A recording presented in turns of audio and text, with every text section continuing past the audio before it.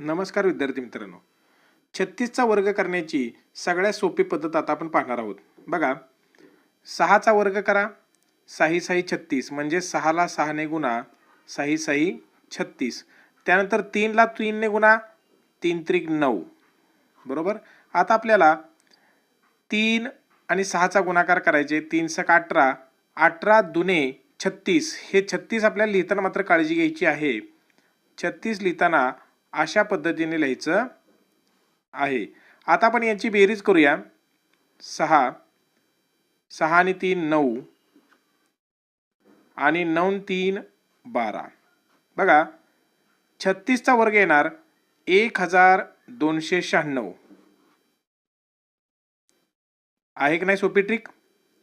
यासारख्या अजून trick follow करण्यासाठी आमच्या चॅनलला लाईक करा, शेअर करा आणि सबस्क्राईब करायला विसरू नका. धन्यवाद.